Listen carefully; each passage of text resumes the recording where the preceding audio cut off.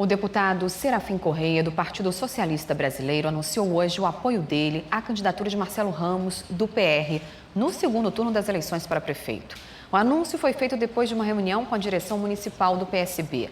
Serafim Correia ficou em quinto lugar no primeiro turno e teve mais de 113 mil votos na disputa para a prefeitura.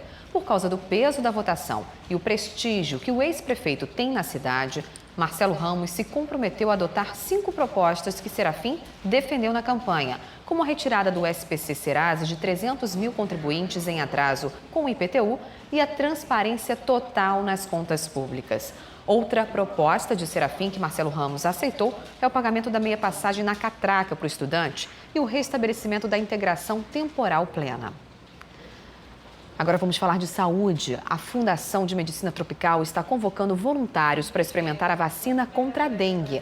A ideia é acompanhar pacientes por 5 anos para testar a eficácia do medicamento.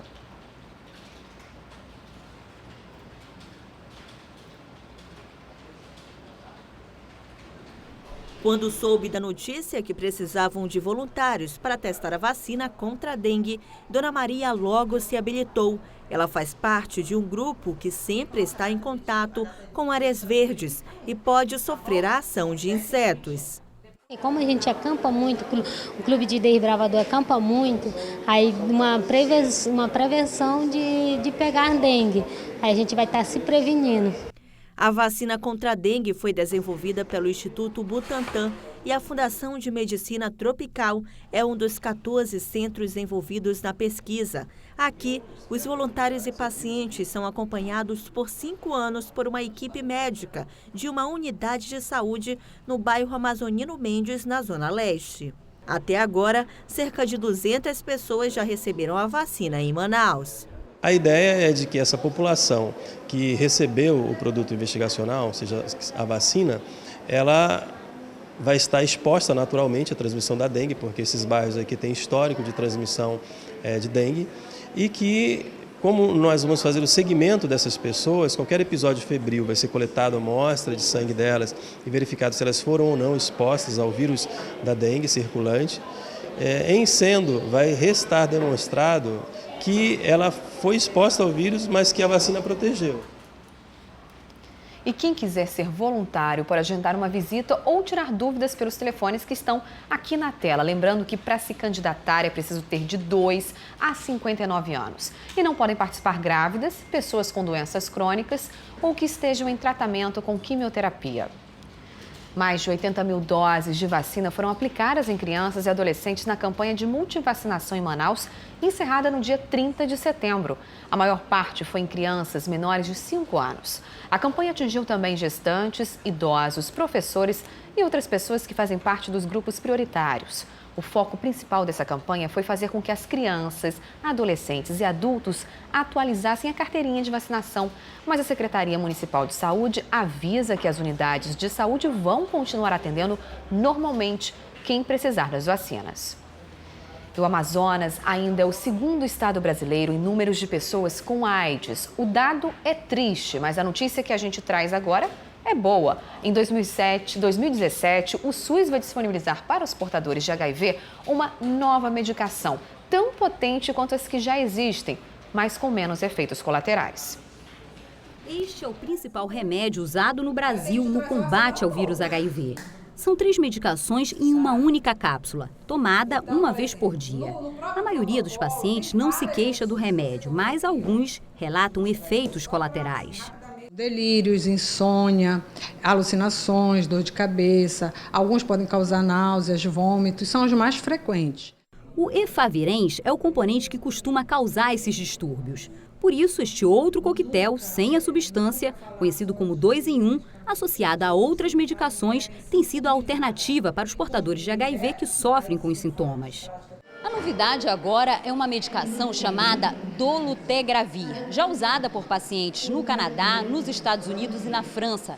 Graças a uma negociação do governo brasileiro com o laboratório fabricante, foi possível baixar o valor desse medicamento e ele já vai estar disponível no Brasil na rede pública de saúde no ano que vem. Na Fundação de Medicina Tropical em Manaus, as cápsulas, por enquanto, são usadas apenas experimentalmente. Mas a eficácia delas já foi comprovada. Além de mais potente no combate ao vírus HIV, o dolutegravir causa bem menos efeitos colaterais, o que deve contribuir para a redução do abandono do tratamento. Mas a especialista explica, ele ainda precisa ser associado ao remédio 2 em 1 e não vai ser prescrito para todos os pacientes. O novo medicamento vai ser indicado para pessoas que estão iniciando, ou seja, virgem de tratamento, e aquelas pessoas que apresentaram falha a algum dos medicamentos que ela já utilizava. Então, inicialmente, a gente prevê que sejam essas 2 indicações. A novidade é muito bem-vinda, mas o principal remédio contra a AIDS sempre vai ser a prevenção. E vamos mudar de assunto? Olha, quando as crianças chegam na escola com dever de casa, muitos pais ficam perdidos sem saber como orientar os filhos com os exercícios. É nessa hora que surgem as dúvidas. O responsável deve estar junto à criança ou deixar que ela responda as questões sozinhas? A repórter Natália Freire foi em busca da ajuda de especialistas em educação para esclarecer essas questões para a gente. Estamos numa sala de aula do 4º ano do ensino fundamental. A gente veio até aqui para entender um pouquinho da rotina de estudo dessas crianças que têm aí entre 9 e 10 anos de idade. Eu vou fazer uma pergunta para vocês agora e eu queria que vocês me respondessem com sinceridade. Quem aqui fez toda a tarefa de casa? Olha, poucos não levantaram a mão, parabéns. Professora, costuma ser assim sempre? Na maioria das vezes, sim. Porém, acontece, uma vez ou outra, de alguns alunos deixarem de fazer. E são sempre eles que respondem as questões? Nas tarefas de casa, sim. Acontece um caso ou outro de ser outra pessoa.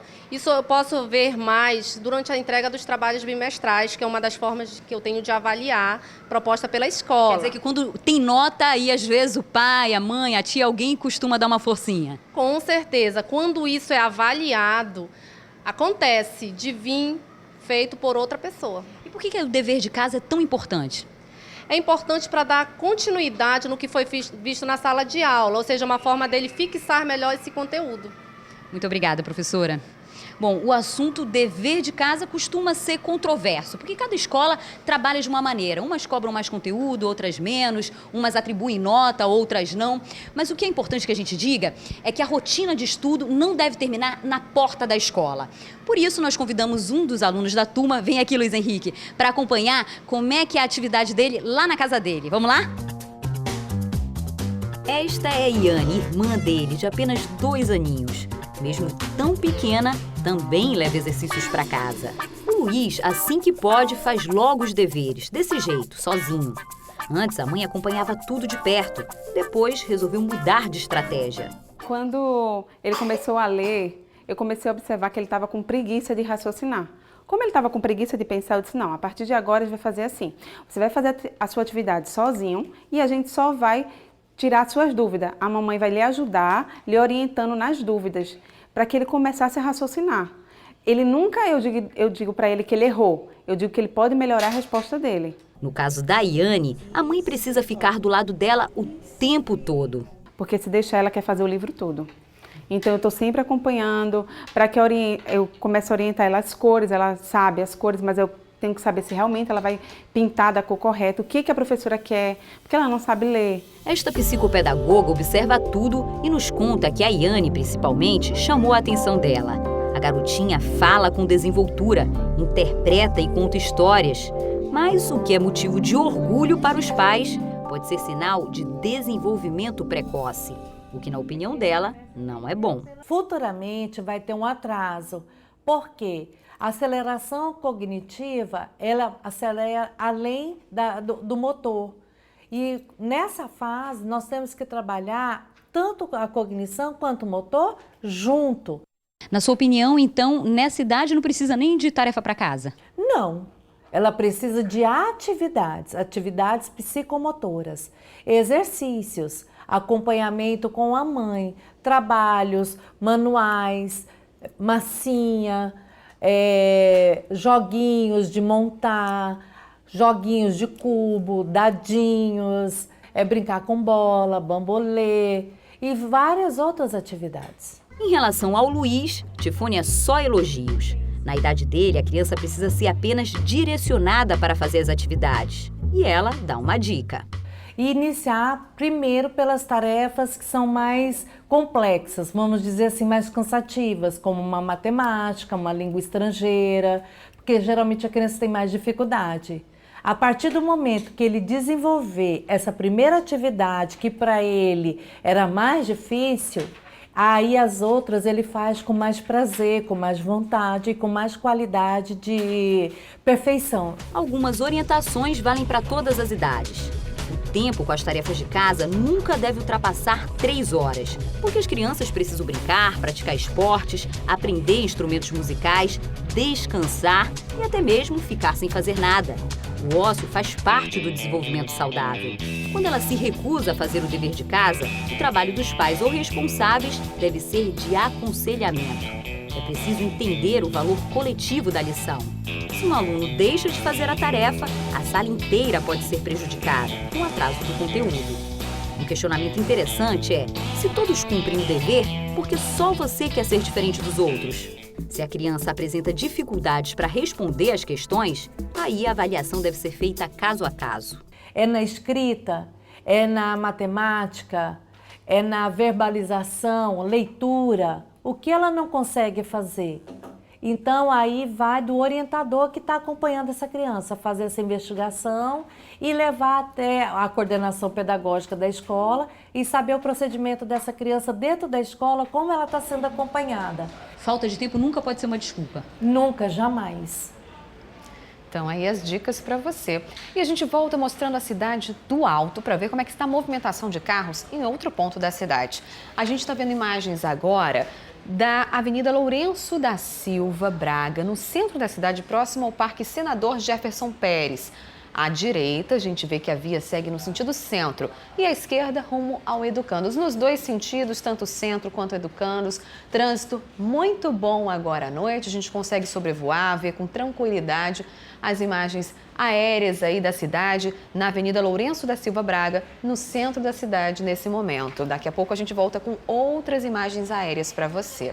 E daqui a pouco, o polo de 2 rodas começa a dar sinais de crescimento e aposta em motos de modelos mais populares. E ainda, um projeto pioneiro de uma escola pública em Manaus vai representar o estado na etapa nacional das Olimpíadas de Robótica. Os detalhes já já.